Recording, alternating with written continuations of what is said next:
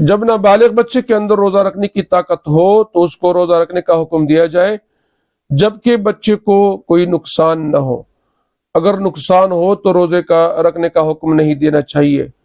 और जब बच्चा 10 साल का हो जाए तो उसके अंदर रोजे की तहम्मुल और बर्दाश्त पैदा करने के खातिर आप उस पर थोड़ी सी सख्ती करें और रोजा रखने का हुक्म दिया जाए। और जब नाबालिग बच्चा रोजा तोड़ दे तो उस पर कोई कज़ा लाजिम नहीं है, क्योंकि वो नाबालिग है, शरीयत का मुकल्लफ नहीं है। वल्लाहु ताला आलम। यो माशूम हगा के द रोजे ताकत शता दे او لرلی شي نو بیا هغه ته حکم ورکړه چې روزه ونیسي، خو که تکلیف یا نقصان ورته نه رسي. او کله ماشوم عمر 10 سال ته ورسي، لسو کالو شي، نو بیا هغه باندې لک سختی کوا او روزه پینیسا.